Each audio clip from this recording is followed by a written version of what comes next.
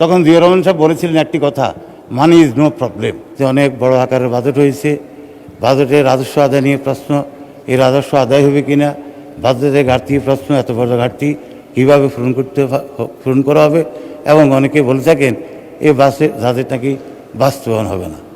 আমি এই প্রসঙ্গে শুধু একটি কথায় স্মরণ করিতে চাই যে মাননীয় স্পিকার, আপনি একজন বীর মুক্তিযোদ্ধা ছিলেন।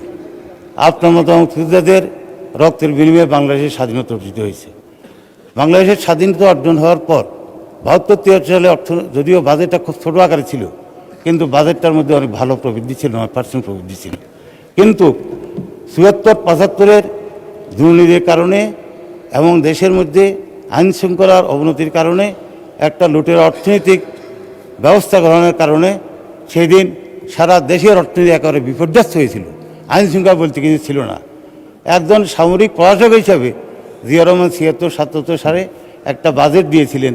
সেই বাজেটের পরিমাণটা তৎকালীন সময়ের সহ একটু বড় আকারে ছিল। তখন প্রশ্নটি ছিল, টাকা পাবেন কোথায়? এত বড় বাজেট পাস করা সম্ভব নয়। তখন জিয়া রহমান সাহেব বলেছিলেন একটি কথা, মানি ইজ নো প্রবলেম। এবং জিয়া রহমান তার জীবদ্দশায় এবং পরবর্তী পর্যায়ে উনি দেখিয়ে দিয়েছেন, উনি যখন সেই সাইফুর রহমান যখন লাস্ট বাজেট দেয়, তখন সেই বাজেটের প্রবৃদ্ধি ছিল প্রায় 7 পয়েন্ট কত। অতএব আমরা মনে করি, এবং উনি এই যে আরএমজি, এই যে আপনার ম্যান পাওয়ার এক্সপোর্ট, আজকে যে কথাগুলো আসছে তার উপরে আজকে অর্থনীতিবিদ দাঁড়িয়ে আছে, সেই অর্থনীতি ফাউন্ডেশনটা তৈরি করেছিলেন সেদিন এই শহীদ রাষ্ট্রপতি জিয়া রহমান। এই জন্য আমি আমার বাজেট বক্তব্য তাকে শ্রদ্ধার সাথে স্মরণ করি।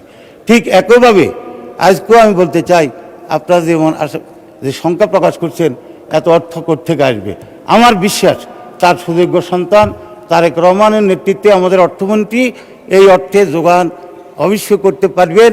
এবং অর্থ যোগানের জন্য সবচেয়ে বড় সম্ভাবনার দিক হলো, আমরা যদি এনবিআরকে পুনর্গঠন করে, আমরা যদি সত্যিকারের কর ব্যবস্থাকে যদি আধুনিকরণ করে, আমরা যদি সেখানে সিস্টেম লসকে কমিয়ে, আমি মনে করি যদি আমরা ব্যবস্থা গ্রহণ করি, যেখানে আমাদের 6,00,000 টাকা রাজস্ব আদায় ধরা হয়েছে, সেখানে আমার মনে হয় আরও বেশি রাজস্ব আদায় করা সম্ভব হবে।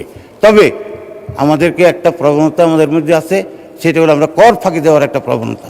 বিশেষ করে আমাদের সাধারণ মানুষ নয়, অনেক বড় বড় কর্পোরেট হাউস আছে, বড় কোম্পানি আছে, যারা তাদের কর নির্ধারণের সময় তারা সঠিকভাবে করটার হিসাব নিকাশ দেয় না, কর্তৃপক্ষ সঠিকভাবে হিসাব নেয় না, যার জন্য যে কর তাদের উপর আরোপিত হওয়া উচিত সেই কর অনেক সময় আরোপিত হয় না। আমার মনে হয় মাননীয় অর্থমন্ত্রী যদি এই বিষয়ের দিকে দৃষ্টি দেন এবং যদি করের এই ব্যাপারটাকে যদি একটু ভালোভাবে যদি একটু স্বচ্ছতা আনতে পারেন, জবাবদিহিতা আনতে পারেন, এবং যদি এখানটা রিফর্ম করেন, আমার কেন জানি বিশ্বাস আমাদের যে টার্গেট রাজস্ব আদায়ের, আমার বিশ্বাস তার চেয়ে বেশিও হয়তো আদায় হতে পারে, এবং এটা সম্ভব। দ্বিতীয়ত আমি আরেকটি বিষয় বলি, যে আমরা আজকে দেখি যে আমাদের এনভায়রনমেন্ট ডেভেলপমেন্ট প্রোগ্রামের গত বছর দেখলাম এই মুহূর্ত পর্যন্ত 1 মাস আগে 1 মাস পরে শেষ হবে, 11 মাস নাকি 48 এটা বাস্তবায়ন হয়েছে, অর্থাৎ এখন অর্ধেকের বাস্তবায়ন হয়। কিন্তু হয়তো জুলাই মাসকে কেন্দ্র করে, ফাইন্যান্সিয়াল ইয়ার লাস্ট মাস হয়তো কেন্দ্র করে দেখা যাবে যে অনেক দূরে আমরা এগিয়েছি।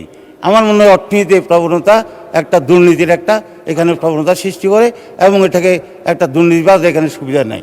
এই জন্য আমি অনুরোধ করবো, ফাইন্যান্সিয়াল ইয়ারটা, ফিসক্যাল ইয়ারটা এইভাবে জুন জুলাই না করে আগামী থেকে জানুয়ারি ডিসেম্বর করা যায় কিনা, যদি এভাবে করা যায়, এবং আমাদের প্রতি মুহূর্তে প্রতি 3 মাস অন্তর 6 মাস অন্তর যদি আমাদের এই বাজেট নিয়ে যদি বসে যদি এবং রাজস্ব আদায় নিয়ে যদি এটা একটা যদি আলোচনা করি, যদি একটা অবস্থা পার্লামেন্টও যদি কোনো ব্যবস্থা থাকে 6 মাস অন্তর একটা পার্লামেন্টের ব্রিফ দেওয়ার, তাহলে আমার মনে হয় অনেকটা স্বচ্ছতা আসবে, জবাবদিহিতা আসবে, এবং আমরা এই বাজেট দিয়েই আমরা আমাদের আজকে যে আশঙ্কা আমাদের মধ্যে এটা বাস্তবায়ন হবে কিনা, আমার মনে হয় আশঙ্কা থাকবে না, আমি মনে করি বাস্তবায়ন হবে।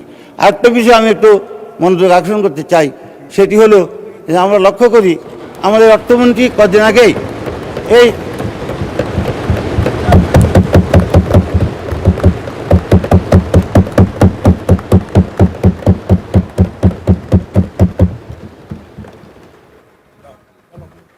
মাননীয় স্পিকার, আমাদের মাননীয় অর্থমন্ত্রী কদিন আগে উনি বলেছেন যে প্রায় অনেকগুলো প্রকল্প নাকি বিগত সরকার আমলে নেওয়া হয়েছে, যেগুলো ওনার জন্য একটি বিরাট বোঝা।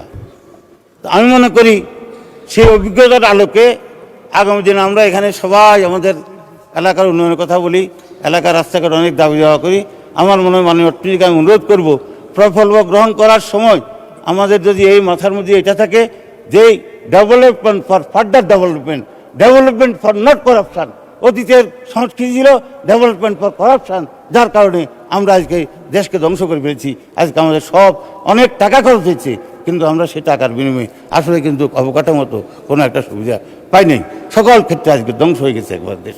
এই জন্য আমি মনে করি যে প্রকল্প নেওয়ার সময় যে প্রকল্প উৎপাদনমুখী হবে, যে প্রকল্প আগামী ডেভেলপমেন্টকে সাহায্য করবে, যে প্রকল্প আগামী যে অর্থনীতিকে আরও শক্তি যোগাবে, সেরকম প্রকল্প গ্রহণ করে যদি আমরা বার্ষিক উন্নয়ন কর্মসূচি প্রণয়ন করি এবং সেভাবে যদি আমরা সত্যতা, জবাবদিহিতা এবং বাস্তবায়নের সক্ষমতা অর্জন করতে পারি, আমার মনে হয় বাজেট নিয়ে আমাদের মধ্যে যে সংঘাত তৈরি হয়েছে এই সংঘাত থাকবে না। আমি আমার বন্ধু, আমাদের একসাথে আমরা এমপি হয়েছি, একসাথে অনেক দিন কাজও করেছি, আমার নামে নাম, তবে আমার সাথে সবজি নেই, ওনার সাথে সবজি আছে, আমাদের সাধারণ সবজি সাহেব।